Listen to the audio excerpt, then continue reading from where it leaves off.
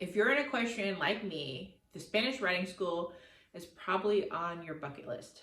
Hi, I'm April and I'm an equestrian and I own an equine inspired business. So as soon as my husband found out we were gonna head over to Germany, that was it. The Spanish riding school on the bucket list, we're going. I didn't know when we were gonna go, but I knew as soon as he got the orders that we're going to Germany, all I could think about is I have to go to the Spanish riding school. When I was younger, the Spanish riding school had actually come over to Georgia and done a show. I know they only do that every so many years. And, you know, the rules are like don't take pictures and so on and so forth when they come. And it's pretty much the same thing when you go and see their show too. And I know there was also like an American team that went around the United States that would kind of show off all the different types of moves that Lipizaners could do. You know, just thinking about horse history and all the cool things that happen in the horse industry, the Spanish riding school is just kind of like at one of those things. Like if you're going to travel and you're going to travel to Europe, you need to go to the Spanish riding school. So I knew that was one of the things I wanted to do. So we didn't go probably immediately when we got there. We got there in the spring of 2017, but of course I was thinking about it consistently. And then you had to be strategic about when you could take off time with my husband. They're supposed to get 4 days once a month, but his unit did not get those 4 days, and most of the time they were canceled and then changed, and then it was really hard to make plans. I mean, we got most of our traveling done while he was in processing, in which you're not really supposed to do, but we kind of got away with it, and I'm very happy we did, because that was probably the most traveling we did do together was in the very beginning, which is kind of sad. We didn't do much traveling. We didn't really do much traveling after we went to the Spanish riding school, to be honest. So in November, it might have even been late October or early November, I was thinking, you know, I really would like to go to the Spanish riding school as like a Christmas present. I really want anything big or extravagant as a gift. I would like to go and experience something instead. Like, I don't care if we save money on the hotel. I don't care if we save money anywhere else, like, and then just spend it doing like the horse things. That is completely fine with me. So I brought it up to my husband. He was like, yeah, go for it. Glad I brought it up to him then in November, because when I went to go search for the tickets, it was really interesting on how to find some time around Christmas that wasn't already booked, because I guess everybody has the same idea as me, like go during Christmas time, and not only go during Christmas time to go because it's a good time to go see it because everybody has the time off, but in Vienna and kind of in the Bavarian areas, like the Dutch areas, there's a lot of Christmas markets. So not even just Bavaria, but in that whole area, Germany, Austria, I think Czech may even do it too, where they do Christmas markets and they go over the top. So Vienna is also another place where they do Christmas markets. So that was going to be really exciting too, because it was our first year experiencing these markets, and now we got to experience it in a different country. The tickets were selling out quickly. I booked the day. I was like, well, we're going to be there for like at least 2 to 3 days. The first day we were going to be there, I did the morning exercise and I did the tour, where I signed up for the morning exercise and the tour. And then I believe it was the next day that we did the evening show. I'd have to double check. I do have my fun little tickets. Oh yeah, I was right, yeah. So we did the morning exercise and we did the tour one day, and then the next day we did the evening show. And so since I purchased the tickets back in November, they actually mailed you tickets. So it's kind of cool. Like, they're not just a digital piece of paper that, I mean, they're kind of digitally, but it's really cool. And now they're like really cool souvenirs, and it's all in German, or Dutch. Austria has a kind of similar dialect. Because I was trying to learn how to read it and speak it for a little bit, I can still kind of understand it. And so it's kind of cool that we still have the tickets, and I have the cute little envelope on it showing like where we lived and such. So that's a cool little souvenir that came from that. Before I talk about the different ways to see the school and our experience with seeing the school, I want to know, is the Spanish riding school on your bucket list, or what other horse items are on your bucket list for travel items? And if you want to see more of my travel videos, make sure you hit that like button and check out that card above, because it shows a video where I went to Iceland while I was still in Germany. Now it's December, it has arrived, my husband has to leave, we're able to go on this trip. We drive to Vienna. You can take the train and such, but we wanted to drive. It depends on like different things of like what's going on, prices and so on and so forth, and when you're going to arrive and timing of everything. So we decided to drive. Driving in the city of Vienna was a little crazy. Finding parking was even more crazy. Paying for parking, that was an expense that we hadn't really calculated. We stayed at a hotel that was a couple blocks away from, or it was, I guess, a good distance away from where the school was going to be. But because a lot of these countries in Europe have a really great train system, underground subways and such, so we signed up for that for the weekend. I believe it was $20 between the two of us. Totally worth it because we used it the whole weekend. Even though a lot of it's in a different language, you can easily figure it out. We arrived the night before. We stayed, it was crappy weather. We stayed in the hotel, but I was so excited. I probably couldn't even sleep that night, knowing that the next day I was going to see the Spanish riding school, see the arena, see everything, like super excited. So we woke up pretty early.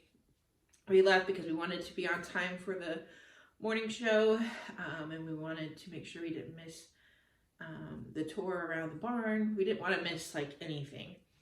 So we actually got up early, and we got to the location, because that's always my thing, is like how, you know, you got to figure out how you're gonna get there. So we got to the location, and it was funny, there's a Starbucks like right outside of that area, so you can kind of sit there and watch as the horses cross the street, because the barn is on one side and the arena is on the other, so you can like sit there and sip your coffee and eat or whatever and watch them. So we learned that trick pretty early on, which came in handy, and I will be sharing that video that my husband got of them crossing the street. So we kind of hung out at the Starbucks for a while until the morning practice was available. We went into right where the arena is a big area, and they actually had a Christmas market there, and they had some horses that you could actually go on horse carriage rides on. We didn't go on one there. We had thought about it, but timing wise it just didn't work out. So we went to the morning practice, and it was really cool.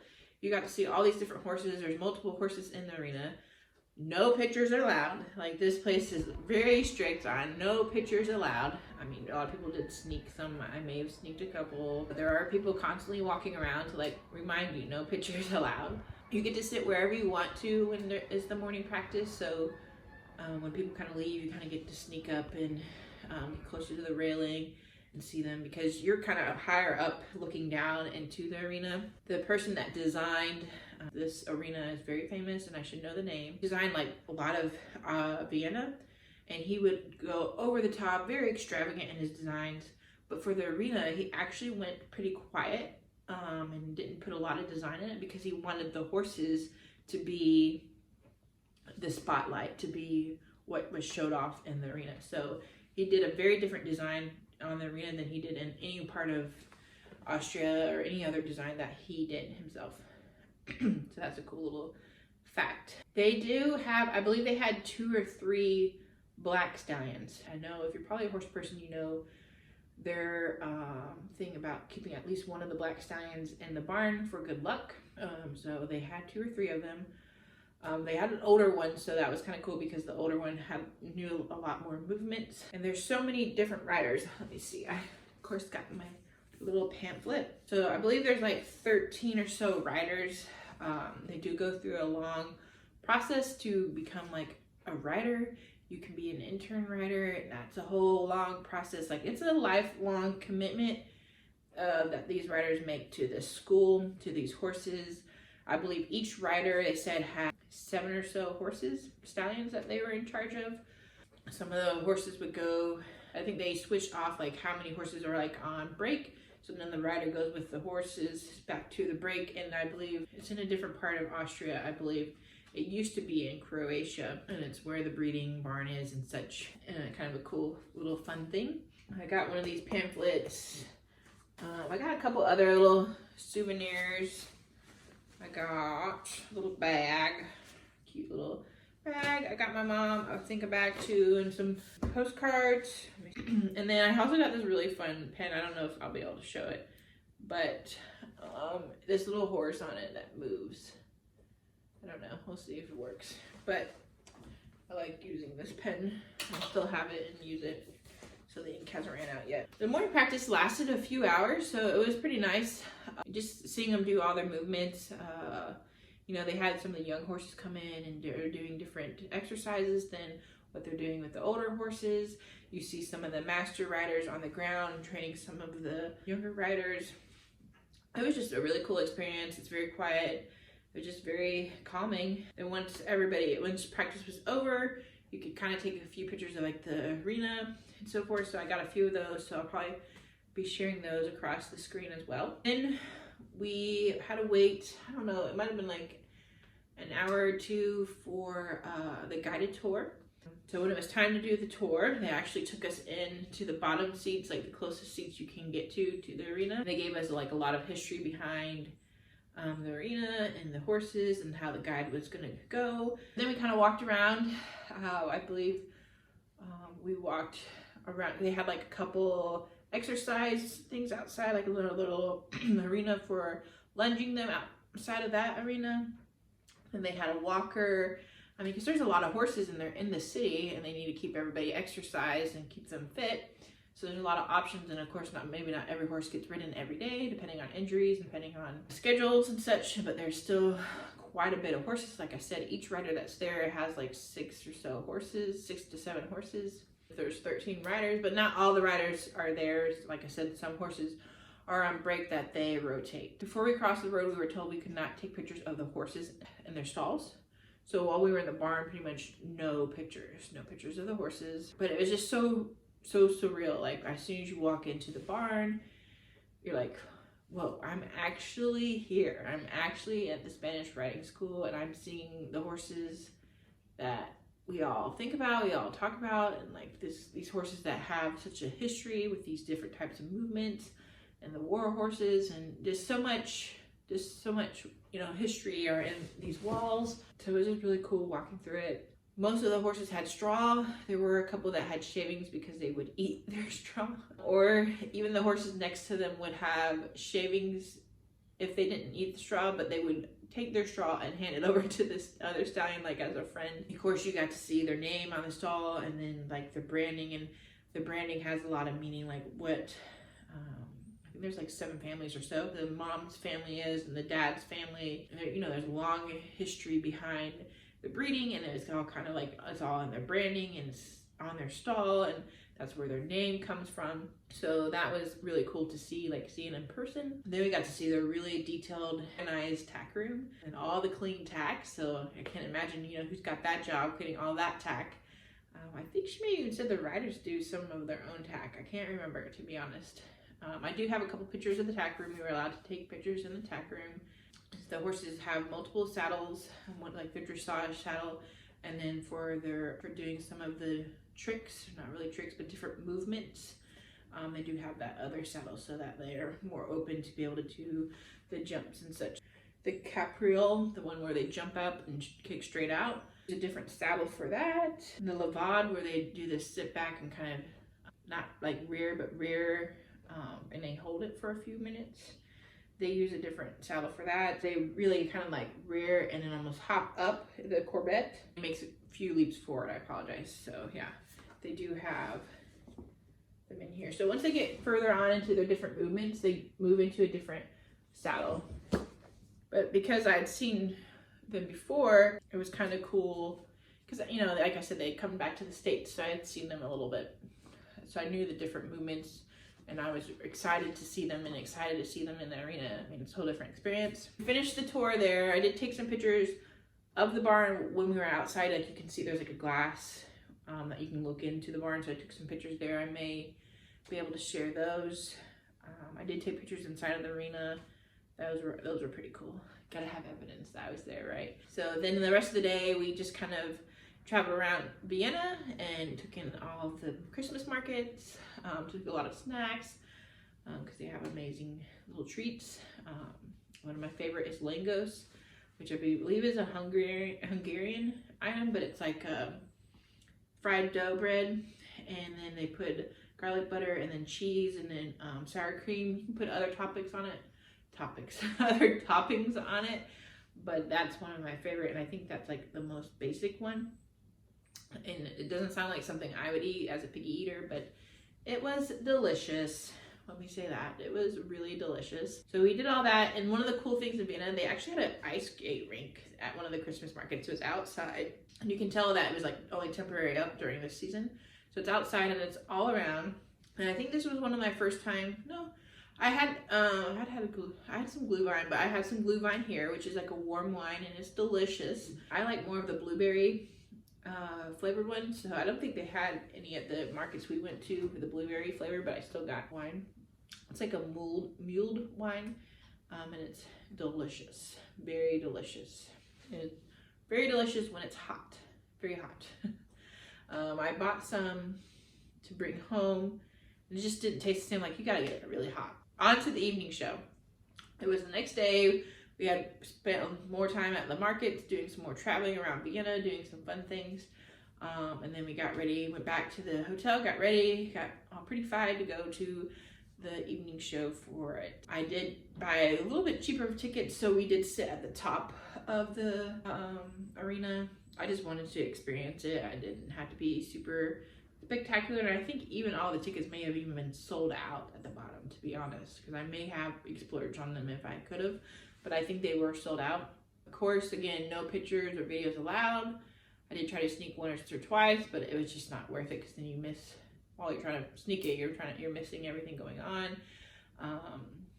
The show is just incredible. You have all these chandeliers coming down, but it was just a really cool experience, and one I will hopefully never forget.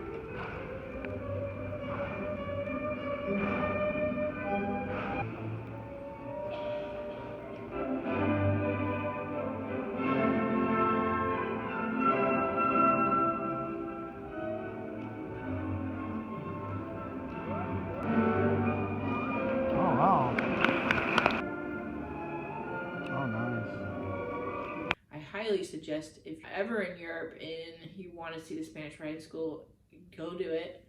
Make sure you book your tickets ahead of time. Don't try to go like as soon as you're there. It's usually not how that goes and how that works. Sometimes you kind of get lucky, but it doesn't always work out that way. Well, it was just a blast to be able to travel to Vienna and experience the Spanish riding school. If I had a chance, I probably would go back. They have different things that go on. Like, they have a spring when all the babies are being born, and they bring the babies to the arena. They have different programs. Sometimes they have the ball there. There's a big Vienna ball that happens where they cover the arena with a ball floor and such. But if you like this video and you want to see more horse travel videos, make sure you hit that subscribe button, because I have a lot more of my travel videos coming, because I've traveled a couple times in Europe for horse things. I've traveled all over America for horse things. So make sure you hit that subscribe button and hit that like button, and I appreciate the support, and I'll catch you in the next video. Thanks, guys.